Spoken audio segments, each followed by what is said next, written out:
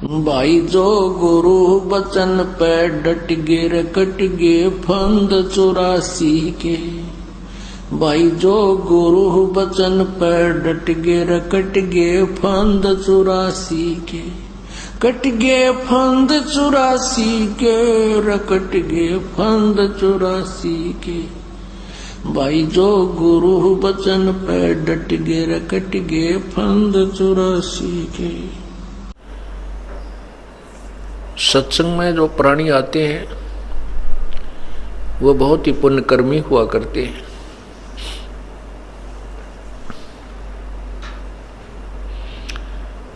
परमात्मा पूर्ण ब्रह्म सारी सृष्टि के रचनहार कबीर देव जी स्वयं ही हमें बताते हैं, समझाते हैं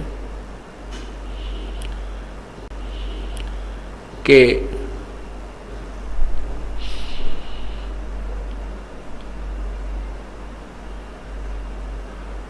मानुष जीवन हमें किस लिए मिला है, इसका मूल उद्देश्य क्या है।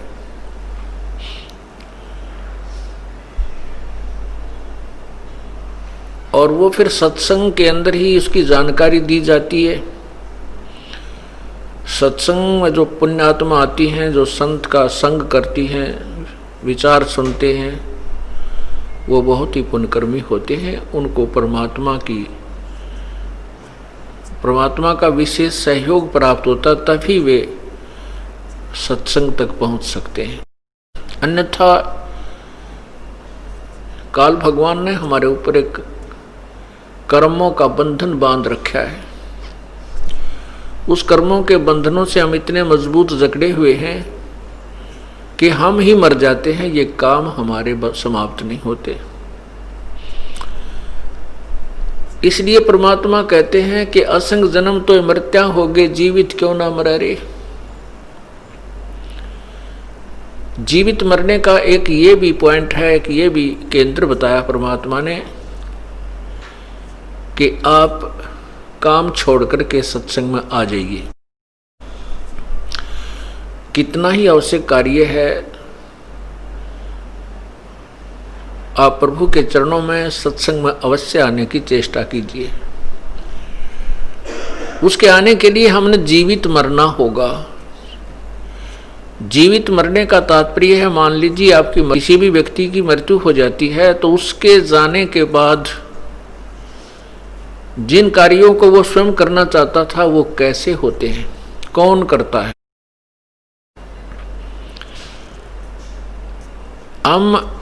वो तो सदा के लिए मर जाता है, फिर नहीं उस परिवार में आता। और हम 3 दिन मरते हैं, फिर चले जाते हैं वहीं पर।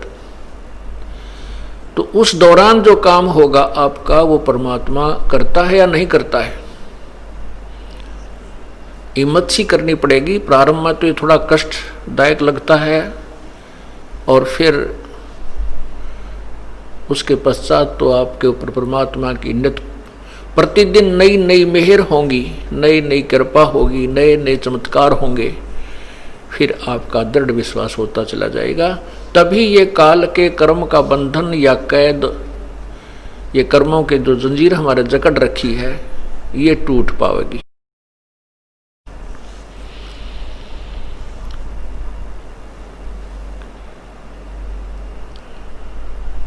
इस काल ने तो हमें ऐसा भ्रमित किया हुआ है कि हम सोच भी नहीं सकते। हमारे ऊपर इतना दबाव दे रखा है। हमें ये पता भी होता है कि हमें हमारी मृत्यु होनी है, लेकिन हम इस अटकल पर अटके हुए हैं कि अभी नहीं मरना है हमने, क्योंकि हमारी आयु अभी इतनी है। और मरने के लिए आयु 100 के आसपास चाहिए हो जाती है। हम 100 वर्ष तो जिएंगे, या 100 से ऊपर भी चले जाते हैं। जो 80-90 के हो गए हैं उनको भी अटकल है कि अब शायद 100 तो पूरा हो ही जाता है, 100 वर्ष तक हम जीवित रहेंगे। वो तो अच्छी बात है।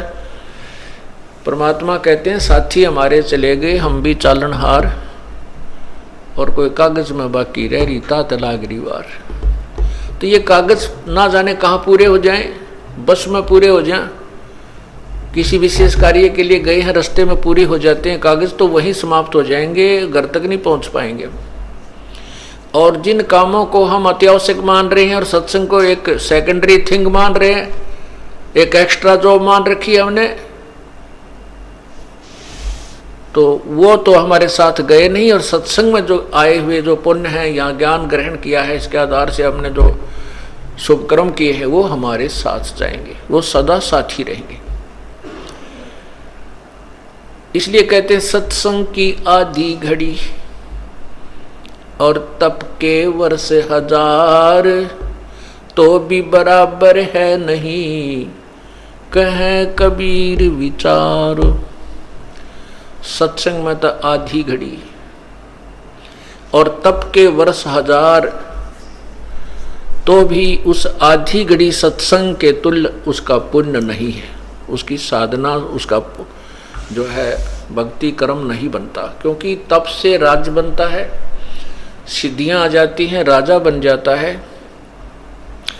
और राजा फिर कितने उल्ट सुलट का कार्य करता है ये सर्वविदित है। राजा की वृत्ति केवल धन जोड़ने में लगी रहती है, या फिर अन्य बकवादे करने में, शराब पीने में, नाच गाने देखने में और 36 प्रकार की कुबद करने में ही उसका मन व्यस्त रहता है। और जो सत्संग में प्राणी आता है, आधी घड़ी भी उसने सत्संग सुन लिया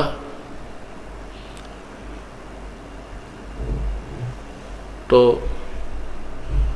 उसको कितना पुण्य होता है। संत मिलन को चालियो तज माया अभिमान, जो जो कदम आगे रखें ओहे यज्ञ समान। सत्संग में आधी घड़ी भी कोई बैठ गया तो उसके आने के लिए मैं जो वहाँ से लेकर चला है अपने स्थान से यहाँ तक, जितने भी उसके कदम रखे गए वो एक एक कदम एक यज्ञ के तुल्य है। और यहाँ तक उसने कितने कदम रखे, इतने यज्ञ का पुण्य उसको प्राप्त हुआ। और सत्संग में आधी घड़ी भी बैठ गया तो अगली बार उसकी रुचि बनेगी, एक घड़ी बैठेगा। क्योंकि कहते हैं तुलसी पिछले पाप से हरि चर्चा ना भावे, जैसे जवर के वेग से भाई भूख विदा हो जावे। जिस प्रकार किसी को जवर हो जाता है और उस जवर के कारण उसकी भूख समाप्त हो जाती है, भूख नहीं लगती, वो मनुखा दाख, किशमिश, सेब, संतरे, काजू, बादाम, अखरोट खाना जो प्रतिदिन आहार करता था, वो सब कड़वा लगने लग जाता है। न तो रोटी कड़वी है, ना सब्जी कड़वी है, ना मनुखा दाख कड़वी है, ना सेब कड़वी है, ना संतरा कड़वा है। वो बुखार की उस शरीर की व्यवस्था जवर ने बिगाड़ दी। उस जवर के प्रभाव से उसको मीठी वस्तु भी कौड़ी नजर आ रही है, कौड़ी महसूस हो रही है, कड़वी लग रही है। तो जिस प्रकार बुखार को नॉर्मलाइज करने के लिए, बुखार रोग को नष्ट करने के लिए कड़वी दवाई ही खानी पड़ती है, गोलियां खानी पड़ती है, और उन कड़वी बट्टी के खाने से ही वो बुखार धीरे धीरे कम हो जाता है। और जितना भी जबर कम होगा उतनी ही भूख लगनी प्रारंभ हो जाएगी। अब जैसे आधी घड़ी जो सत्संग में बैठेगा, उसके कानों के माध्यम से परमात्मा की अमृतवाणी अर्थात वो उसको अच्छी नहीं लगी, क्योंकि इसलिए तो आधी घड़ी के बाद उठकर चला गया। लेकिन आधी घड़ी में जितनी दवाई उसके अंदर प्रवेश हो गई है, उसने अपना काम अवश्य करना है, और उस पर वो मंथन भी करेगा, विचार भी करेगा, और फिर वो पुण्य जो उसका बन गया वो उसको कभी ना कभी फिर इधर घसीट ही लाएगा। फिर वो एक घड़ी बैठेगा, फिर घंटे बैठेगा, फिर तो पूछना, जैसे रोग कट जाता है, बुखार जबर उतर जाता है, और पहले वो एक ग्रास भी नहीं खा सकता था रोगी, और जब स्वस्थ हो जाता है वो कड़वी दवाइयाँ खाकर, फिर देखे 4-4 रोटी 5-5 रोटी इकट्ठा बैठा खा जाता है, चाहे सब्जी भी ना हो। और ऐसी भूख लगती है, रोटी ना तैयार हो तो घर वाले के सिर हो जाए, तुमने रोटी नहीं बनाई, भूख लग रही है जोर की। तो ऐसे ही जब आपका ये पाप कर्मों का जो जबर है ये नॉर्मल कम हो जाएगा और आप स्वस्थ हो जाओगे, ऐसी भूख लगेगी आप 100 200 किलोमीटर जा करके ये सत्संग सुनोगे, ये आहार आत्मा का प्राप्त करने की चेष्टा करोगे। बोलो सतगुरुदेव की जय हो।